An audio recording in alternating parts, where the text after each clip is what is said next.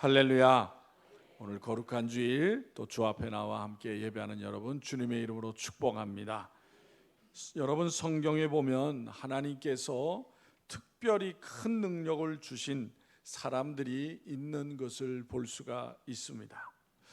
그런 사람들을 볼 때에 나도 하나님께서 그런 능력을 주셨으면 좋겠다, 그런 생각을 해본 적 있으십니까? 오늘 본문에 그러한 능력을 받은 사람 가운데 한 사람이 바로 엘리야입니다. 여러분, 엘리야 하면 생각나는 일이 무엇입니까? 갈멜산에서 거짓 선지자 850명과 싸운 놀라운 일입니다. 북이스라엘에서 하나님에 대한 배신과 우상 숭배와 악행이 극에 달하였던 아합 왕 시대에 엘리야가 갈멜산에서 아합 왕이 지켜보는 가운데 홀로 바알의 선지자 450명과 아세라의 선지자 400명을 상대로 참 하나님이 누구인지를 가리기 위한 대결을 하였던 것입니다. 하나님께서는 이때 850명의 거짓 선지자와 홀로 싸우는 엘리야의 기도를 들으시고 불로 응답을 하시어서 바알과 아세라는 거짓 신이며 여호와 하나님만이 참 하나님이라고 하는 것을 드러내 주신 것입니다. 그러자 엘리야는 갈멜산에 모였던 백성들의 손을 통해서 바알과 아세라의 거짓 선지자들을 다 처단을 하였습니다. 그래서 성경에서 이 같은 엘리야보다 담대하고 엄청난 일을 한 사람은 찾아보기가 어렵습니다. 정말 그때의 엘리야가 보여준 결단과 용기는 대단한 것이었습니다. 그런데 그 사건 이후에 본문의 내용과 같이 엘리야가 보여준 모습은 우리를 너무나도 당황스럽게 합니다. 갈멜산 대결에서 패한 바알의 선지자들이 몰살을 당했다는 소식을 들은 아합의 아내 이세벨은 격분하여서 즉시 엘리야에게 사람을 보내서 이렇게 말하였습니다. 19장 9절에 보니까 이세벨이 사신을 엘리야에게 보내어 이르되 내가 내일 이맘때에는 반드시 내 생명을 저 사람들 중에 한 사람의 생명과 같게 하리라. 그렇게 하지 아니하면 신들이 내게 벌 위에 벌을 내림이 마땅하니라 한지라 라고 이야기한 것입니다. 우리 속담에 그런 얘기가 있죠. 여자가 한을 품으면 5, 6월에도 소리가 내린다, 그런 말이 있습니다. 아마도 성경에서는 이세벨을 두고 한 말이 아닌가, 그렇게 생각이 되어집니다. 이 말을 전해 들은 엘리야는 큰 두려움에 사로잡혀서 어떻게 할까요? 남쪽 유다 먼 곳으로 도망을 합니다. 3절에 보니까 19장 3절에 보니까 그가 이 형편을 보고 일어나 자기의 생명을 위해 도망하여 유다에 속한 부엘세바에 이르러 자기의 사환을 그곳에 머물게 하고 그랬어요. 여러분, 부엘세바는요, 그 가나안 땅, 좋은 땅을 벗어나서 이제 황량한 그런 광야가 있는 이집트가 있는 쪽으로 가장 이스라엘에서 먼 곳에 위치한 도시인 것입니다. 그러니까 이세벨이 무서워가지고 이 엘리야가 그곳까지 도망을 갔다라는 거예요. 그런데 그것으로 끝인 것이 아니라 또 광야에 들어가서 하루길쯤 더 가서는 한 로뎀 나무 아래 앉아서 뭐라고 합니까? 하나님, 나 아예 죽여주세요. 그렇게 하나님 앞에 구하였다는 거예요. 그것이 4절 내용이에요. 엘리야는 하나님께 이만하면은 하나님이 나에게 주신 일 잘 감당한 것 아닙니까? 이제는 나의 생명을 하나님께서 거두어 갔으면 좋겠습니다. 여러분, 엘리야가 왜 이런 간구를 하나님께 했을까요? 그것은 하나님께서 지금 자신의 생명을 거두어 가신다면은 그 악한 여인 이세벨에게 잡혀서 비참하게 고통스럽게 죽는 것보다 훨씬 편안하게 죽을 수 있겠다고 생각해서인 거예요. 얼마나 무서웠으면 그러겠어요. 얼마나 무서웠으면. 그러나 하나님께서 그 같은 엘리야의 요청을 들어주시지 않으셨습니다. 도리어 하나님께서는 엘리야에게 한 천사를 보내셔서 그에게 떡과 물을 먹게 하시고 힘을 내어서 거기서 더 멀리 있는 남쪽에 40일을 주야로 걸어서 호렙산으로이라는 곳으로 가게 하셨다는 거예요. 여러분, 이 호렙산은 어떤 산일까요? 이 산은 옛날 모세가 처음 하나님을 만나서 발에서 신을 벗고 거룩하신 하나님으로부터 이스라엘 백성을 애굽의 학대로부터 구해내라는 사명을 받은 산이었던 것입니다. 또한 하나님께서 이스라엘 백성에게 주신 언약의 두 돌판을 모세가 받은 신의 산이 바로 이 호렙산인 것입니다. 그렇다면 하나님께서 이 엘리야를 그 산으로 가게 하신 이유가 무엇이겠느냐라는 거예요. 겁에 질려 있고 의기소침해 있고 자기의 사명은 이제 끝났다고 자포자기하고 있던 엘리야에게 옛날 모세에게 하신 것처럼 특별히 하나님의 임재를 직접 체험하게 하시고 하나님의 백성을 위한 사명감을 회복하게 해 주시기 위함이었던 것입니다. 그런데 엘리야는 여전히 거기서도 두려움과 의욕상실과 자포자기에서 벗어나지 못하고 있었습니다. 그렇게 그곳 굴 속에 들어가 머물고 있던 엘리야에게 하나님께서 다시 말씀을 하십니다. 그것이 9절 내용이에요. 우리 다 같이 읽겠습니다. 9절 다 같이 시작. 엘리야가 그곳 굴에 들어가 거기서 머물더니 여호와의 말씀이 그에게 임하여 이르시되 엘리야야 내가 어찌하여 여기 있느냐. 내가 있을 곳이 여기가 아닌데 왜 그렇게 거기에서 그냥 가만히 있기만 하느냐라고 하나님이 말씀하신 거예요. 그러자 엘리야의 입에서 나온 말이 무엇입니까? 내가 만군의 하나님 여호와께 열심히 유별하오니 이는 이스라엘 자손이 주의 언약을 버리고 주의 제단을 헐며 칼로 주의 선지자들을 죽여 싸우며 오직 나만 남았거늘 그들이 내 생명을 찾아 빼앗으려 하나이다라고 10절에서 말하고 있습니다. 하나님, 내가 하나님의 사명을 받아서 게을른 적이 있었습니까? 그렇지 않잖아요. 내가 누구보다도 열심히 다해서 하나님의 말씀을 전했는데 그 말씀을 들은 백성들이 하나님을 배반하고 우상을 섬기고 하나님이 보낸 많은 손자들을 다 죽여서 이제 나밖에 남지 않았습니다 라면서 불평하듯이 말하게 되었던 것입니다. 정말 엘리야의 말과 같이 포악한 왕 앞에서 죽으면 죽으리라는 자세로 용기를 내서 대결을 하여서 850명의 거짓 선자들을 처단한 영웅적인 인물이지만 호렙산 굴속에서 엘리야는 전혀 다른 모습을 보여주고 있는 것을 알 수가 있습니다. 엘리야는 분명 오직 하나님만을 의지하며 하나님께서 함께 하실 것을 확신하는 믿음의 사람이었습니다.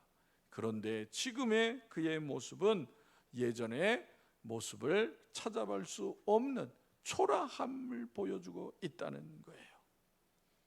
이렇게 나약해진 엘리야에게 하나님께서는 다시 말씀을 하세요. 우리 다 같이 11절 12절 읽겠습니다. 11절 12절 시작.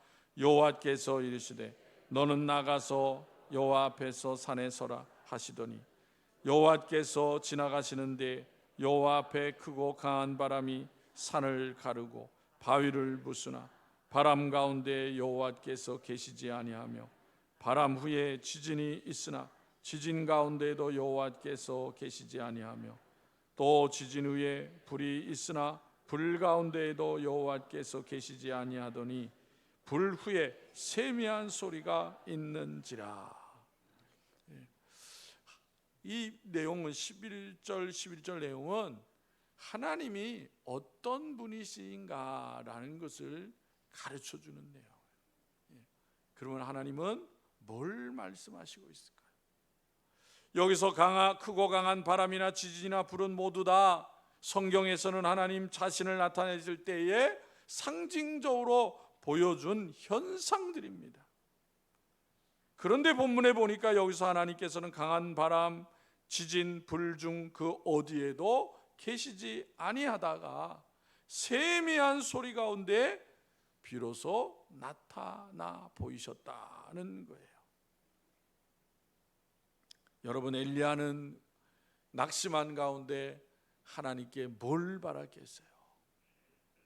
하나님, 내가 할 수 있는 것은 다 했으니까 속히 하나님의 권능의 손길로, 하나님의 엄청난 능력으로 하나님이 하시면 되지 않겠습니까? 그런 마음이 있는 거예요. 그런 마음. 여러분, 오늘날 우리가 이 세상을 살 때 하나님께서 우리도 그런 생각을 가질 때가 있죠.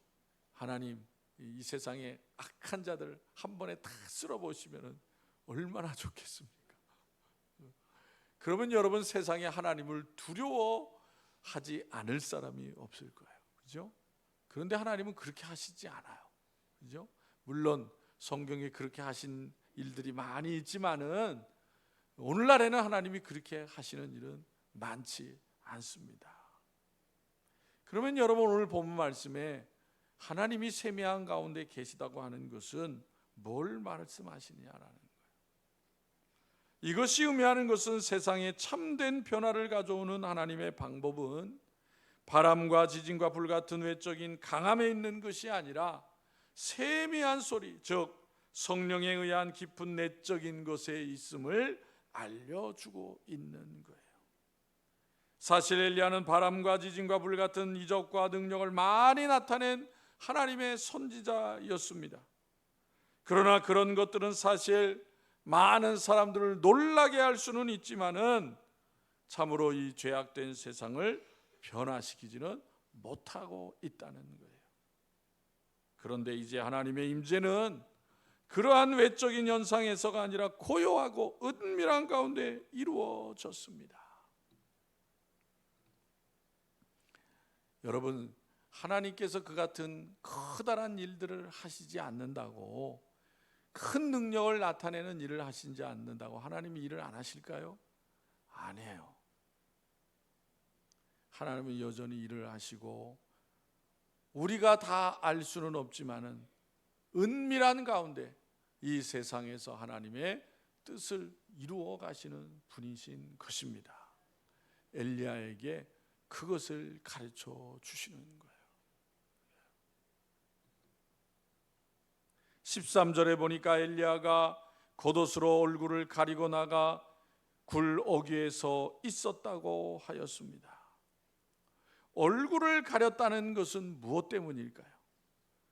굴 밖에 나와서 햇볕이 너무 강하니까 눈을 가린 것이 아니라 하나님의 나타나심을 목격했기 때문이에요. 마치 모세가 시내산에서 하나님을 만난 것과 같이 여기에서도 하나님의 엘리야를 만나 주신 것입니다. 이때 하나님께서는 엘리야에게 굴 속에서 듣게 하신 말씀을 다시 듣게 하십니다. 엘리야야, 내가 어찌하여 여기 있느냐. 이것은 하나님께서 엘리야로 하여금 서게 하신 그곳이 바로 옛날 하나님께서 모세에게 이스라엘 백성을 애굽의 악대로부터 구해내라는 사명을 주시고 또 이스라엘 백성과의 언약의 계명을 주신 곳이라는 사실을 상기시키는 말씀이에요. 내가 너에게 이 같은 모습들을 보여주고 말하는 것은 여기 계속 있으라고 주는 말이 아니다라는 거예요. 너는 여전히 나의 종으로서 해야 될 일이 있다. 곧 우리에게는 하나님의 자녀로서 혼탁한 이 시대에 하나님의 자녀로서 해야 될 일이 있는 것을 깨닫게 하시는 것입니다. 또한 이 말씀은 엘리야가 이스라엘 백성을 위해 중요한 사명을 하나님으로부터 받았으면서도 왜 그렇게 나약한 모습으로 있느냐고 하는 하나님의 질책의 말씀이기도 한 거예요. 이렇게 용기를 잃은 엘리야에게 하나님께서 새로운 말씀을 주십니다. 그것이 15절부터 18절까지의 내용이에요. 여기서 하나님께서 엘리야에게 중요한 몇 가지 사실을 알려주십니다. 그것은 이스라엘 백성으로 하여금 하나님을 배신하고 우상 숭배와 악행에 빠지게 한 아합과 그의 가문을 응징하시려는 하나님의 일은 끝난 것이 아니다라는 거예요. 이세벨이 악을 드러내면서 엘리야를 죽이려고 하지만은 그 같은 일은 일어나지 않는다라는 거예요. 도리어 네가 해야 될 일이 있다라고 가르쳐 주시는 거예요. 또한 북이스라엘 징계하시는 도구로 사용하실 이방 나라 아람 왕을 세우는 일도 있고, 아합의 집안을 징벌하기 위해서 북이스라엘에 다른 왕을 세울 일도 있고, 그 일을 수행하기 위해서 엘리야의 후계자를 또한 정하는 일도 있다는 거예요. 엘리야가 전혀 생각하지 못했던 일들을 하나님이 여기서 가르쳐 주시고 있습니다. 그리고 여러분 18절에 보면 뭐라 그랬어요? 그러나 내가 이스라엘 가운데 7,000명을 남기리니 다 바알에게 무릎을 꿇지 아니하고 다 바알에게 입맞추지 아니한 자니라 그랬어요. 우상 숭배의 유혹에 넘어가지 않고 하나님에 대한 신앙 믿음을 끝까지 지키는 이스라엘 백성 7,000명을 남겨주시겠다고 말씀하시는 거예요. 그런데 그거를 알지 못하는 엘리야는 뭐라고 그랬어요? 하나님, 나만 남았습니다 그랬잖아요. 하나님은 결코 엘리야만 남기신 것이 아니라는 거예요. 엘리야는 혼자라는 것이 아니에요. 여러분, 오늘날 이곳저곳에서 여러 가지 힘들고 어려운 상황 가운데 낙심하고 절망해서 생명을 끊는 사람들이 요즘 많이 생기잖아요. 왜 그래요? 내가 어디 의지할 데 없고 내 이 속상한 마음을 풀어줄 사람도 없고 해결해 줄 사람도 없다라고 생각해서 그러는 거예요. 그래서 낙심 절망이 무서운 거예요. 무서운 거예요. 누가 그렇게 만듭니까? 사단이 그러는 거예요. 사단이. 그래서 우리 그리스도인들은 결코 하나님의 말씀을 통해서 내가 혼자가 아니라는 사실을 분명히 알아야 되는 거예요. 하나님의 일을 혼자서 판단하고 낙심하며 절망하고 시리에 빠져 포기해서는 안 되는 거예요. 하나님은 엘리야에게 그것을 일깨워 주시는 것입니다. 우리도 마찬가지예요. 이 땅에 사는 하나님의 뜻이 있는 것입니다. 그러므로 엘리야처럼 우리의 사명도 우리의 생명도 오직 하나님의 손에 맡겨야 하는 거예요. 내 생명은 내 것이 아니에요. 하나님의 것이지. 이러한 말씀을 통해서 엘리야는 하나님의 선지자로서 다시 일어서고 힘을 얻게 됩니다. 그래서 곧바로 일어나 호렙산에서 내려와 엘리사를 만나러 가고 엘리사를 자신의 수종자가 되게 하였습니다. 그리고 다시 선지자로서의 사명을 굳건하게 수행하게 되는 것을 볼 수가 있어요. 그래서 19장 이하에 보면 이제 또 한 사건이 일어나는데, 나봇이라는 사람이 가진 포도원이 있는데 이거를 아합이 지 거를 만들려고 그래요. 그 왕이면 얼마나 땅이 많고 밭이 많겠어요. 그런데 아무것도 없이 그 포도원 하나 있는 이 나봇의 포도원이 탐이 나가지고 비열한 방법으로 나봇을 죽이고 포도원을 차지하게 됩니다. 근데 누가 그렇게 만들어요? 그것도 이세벨이 그래요. 이세벨이 아주 악독한 여인이에요. 그러한 아합과 이세벨 앞에 담대함을 얻은 엘리야가 다시 서게 됩니다. 다시 서게 되는 거예요. 하나님이 그렇게 용기를 주시지 않으면 어떻게 다시 설 수 있겠어요? 한때는 선지자로서의 사명을 졌고 죽기를 간청하였지만 하나님의 말씀을 듣고 다시 일어나 용기 있게 선지자로서의 사명을 수행한 엘리야를 하나님이 어떻게 하십니까? 로뎀 나무 아래서 뭐 했다고요? 하나님 나 죽여주세요. 얼마나 망령된 말이에요, 그죠? 그런데 하나님은 그 엘리야를 다시 회복시키면서 어떻게 결말이 나게 하세요? 살아서 하나님 나라 가게 하시잖아요. 예? 엘리야는 죽여달라고 했는데 하나님은 안 죽이셨어요. 살아서 하나님 나라에 올라가는 선지자가 됐습니다. 놀라운 영광을 주신 거예요. 그뿐만이 아니에요. 누가복음 9장 30절 31절에 보면 이제 그 구약 시대로부터 먼 훗날 신약 시대에 예수님께서 이 땅에 오셔서 사역을 하면서 제자들을 데리고 베드로를 데리고 변화산에 오르셔서 뭘 보여줍니까? 환상을 보여주잖아요, 그죠? 변화된 모습. 거기에 누가 있었다 그랬어요? 모세가 있고 그 옆에 또 엘리야가 있다 그랬잖아요. 예수님의 제자들에게 예수님의 변한 모습을 보여주면서 엘리야를 세워주시고 모세를 세워서 보여주셨습니다. 많은 선지자들 사명자들이 있었지만은 엘리야를 더 높여주신 거예요. 왜요? 하나님의 말씀에 낙심을 이겨내고 하나님 앞에 순종하여서 끝까지 사명을 감당했기 때문인 것입니다. 성도 여러분, 오늘 열왕기상 19장을 통해서 우리에게 가르쳐 주시는 것은 무엇일까요? 엘리야는 위대한 능력을 나타내는 선지자였지만은 우리와 다른 특별한 사람이 아니라는 거예요. 우리랑 똑같은 사람인데 다만 하나님께서 그와 함께 하셨기 때문이다라는 것입니다.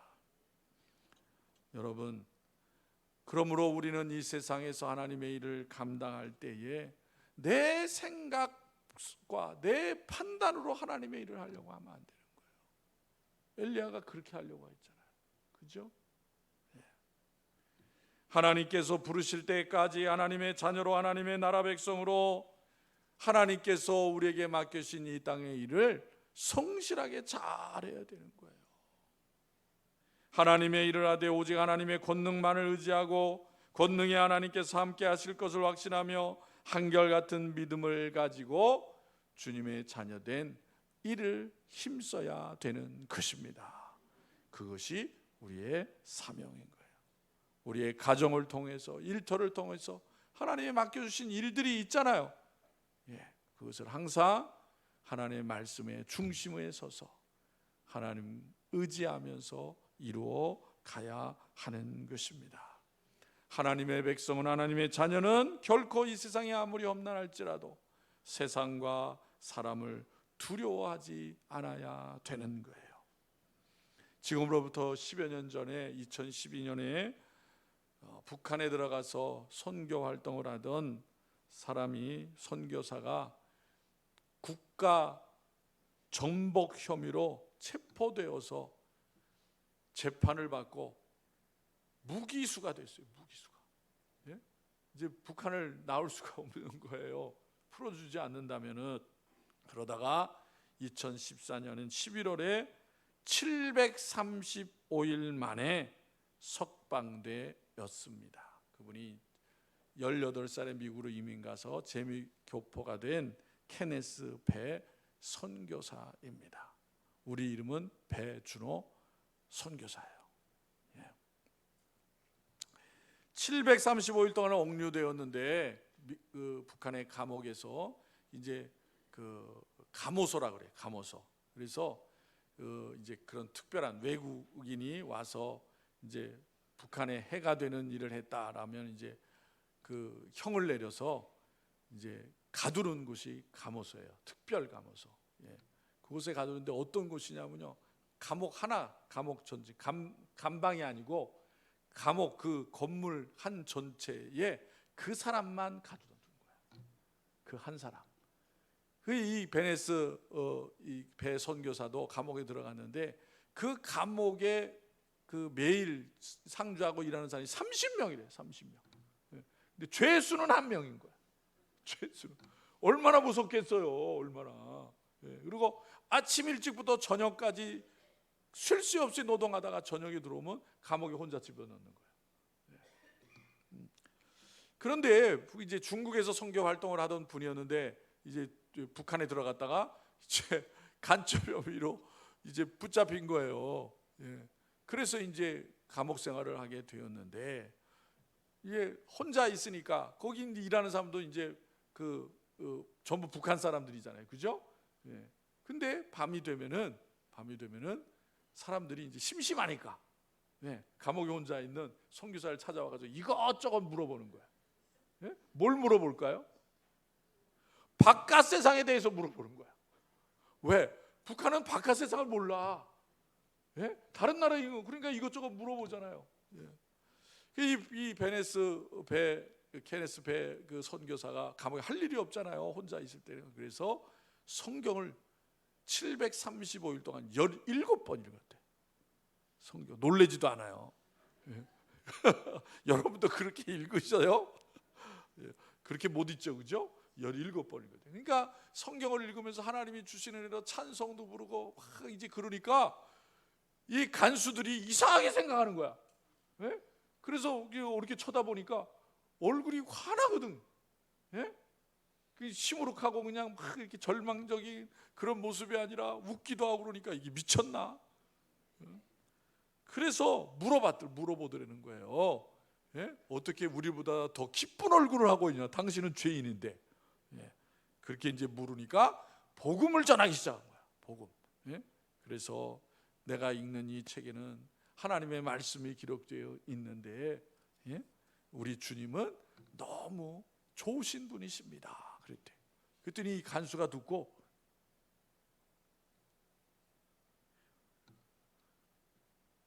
주님이라는 말을 이해가 안 돼가지고 주씨가 누구냐고 그러더래요. 주씨가 그 정도로 모르는 거예요. 그 정도로. 그래서 그 주씨는 주님은 예수님이라고 그랬대요. 예수님. 그래서 또 물어드려요. 그 예수님이 한국에 삽니까? 중국에 삽니까? 너무 모르니까 하나님이란 말은 들어봤는데 예수님을 들어보지를 못한 거야. 그 정도로 폐쇄적이라는 거예요. 그 정도로. 그래서 그곳에서 감옥에 735일 동안 옥류되어 있었지만은 복음을 전했다는 거예요. 하나님께서 그런 특별한 교회잖아요, 그죠? 누가 북한에 들어가서 그렇게 복음을 전할 수 있겠어요? 그러니까 성경에 있는 바울과 실라처럼 감옥에 가셨을 때 하나님께 기도하고 찬송하니까 하나님이 역사에서 복음을 전하잖아요. 그와 같이 자신에게도 그러한 기회를 주셨다라는 간증을 하였습니다. 그래서 지금도 탈북민을 위한 그런 사역들을 하고 있다는 것입니다. 여러분, 이 선교사가 735일 동안 북한의 감옥에 갇혀서 절망했더라면 병들어서 죽었을지도 몰라. 병들어서. 그러나 결코 낙심하지 않았다. 하나님은 어떤 방법을 쓰서라도 하나님의 일들을 하게 하신다고 하는 믿음을 가진 것입니다. 여러분, 우리들도 이 세상을 살아갈 때에 믿음이 시들해지고 또 하나님의 일에 나태해질 때가 많이 있잖아요. 그럴 때에 무슨 음성을 들어야 돼요? 하나님의 음성을 들어야 돼요. 오늘 열왕기상 19장에 있는 것과 같이 낙심한 엘리야가 말씀하는 것과 같이 내가 어찌하여 여기 있느냐라는 주님의 음성을 들으시기를 바랍니다. 하나님의 자녀로 이 세상에서의 성공이 무엇입니까? 세상의 성공은 부를 얻고 권세를 얻는 것이지만은 하나님의 백성의 성공은 그러한 것이 아니에요. 성도의 성공은 하나님께서 주신 이 땅에서의 사명을 끝까지 잘 감당하는 것입니다. 혼란한 세상과 시대의 담대한 믿음으로 끝까지 하나님의 자녀로서의 사명을 기쁨과 감사함으로 감당하는 것이 우리의 사명인 줄로 믿으시기를 바랍니다. 오늘 본문 말씀에 엘리야는 낙심 가운데 찾아오신 하나님의 음성을 듣고 하나님의 이름으로 용기를 얻고 다시 회복이 되었습니다. 우리가 이 세상 살할 때 그러한 낙심되고 용기를 잃을 때에 내 자신의 속에 사단의 음성을 듣지 마시고 하나님의 음성을 들으시고 하나님이 나를 다시 붙들어 주시고 또 나의 해야 될 일을 하나님이 인도해 주시고 용기를 다시 북돋워 주신다고 하는 것을 기억을 하고 하나님의 이끌림을 통해서 기쁨과 감사함으로 주의 자녀된 본분을 힘있게 이루어가는 성도들이 다 되시기를 주님의 이름으로 축원합니다. 기도드리겠습니다. 하나님 아버지, 은혜를 감사합니다.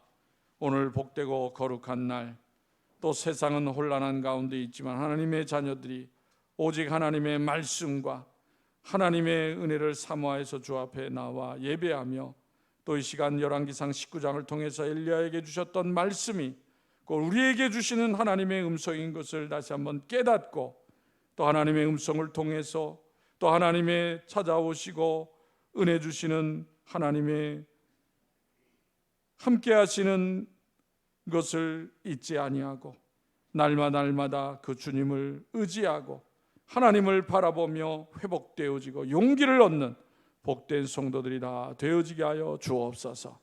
사랑하는 성도들의 가정이 하나님 어려운 가운데 잘 회복되게 하여 주옵시고 일터에서 누구보다도 앞장서서 많은 사람들에게 용기를 주는 귀한 역할들을 힘있게 감당하는 성도들이 되어지게 하여 주시옵소서.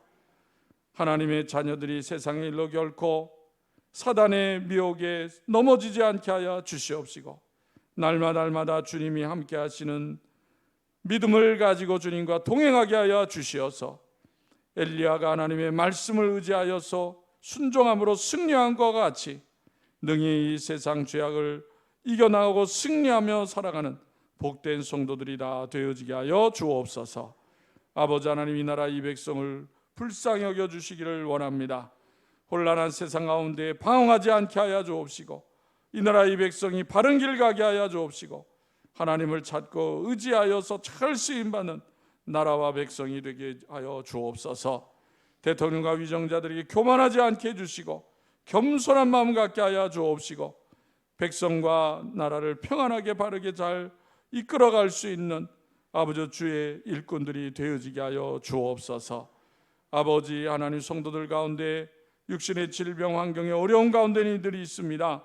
결코 낙심하고 절망하지 않게 하여 주옵시고 하나님의 권능의 손길을 어루만져 주시어서 치료받게 하여 주옵시고 건강하 회복하여 하나님 앞에 더 귀하게 쓰임받는 복된 삶이 되어지게 하여 주옵소서. 우리들의 가정의 자녀마다 믿음의 반석의 굳건히 세워 주시어서 하나님의 말씀으로 지혜와 권능을 얻게 하시고 꿈과 소망을 이루어가는 복된 믿음의 자녀들이 다 되어지게 하여 주옵소서. 사랑하는 성도들의 매일매일 삶 가운데 하나님이 언제나 변함없이 함께 하심을 의지하게 해주시어서 기쁨과 감사함으로 하나님 앞에 영광 돌리며 살아 역사하신 하나님을 나타내는 복된 삶이 되어지게 하여 주옵소서. 우리를 사랑하시는 예수님의 이름으로 기도하옵나이다. 아멘. 찬송가 390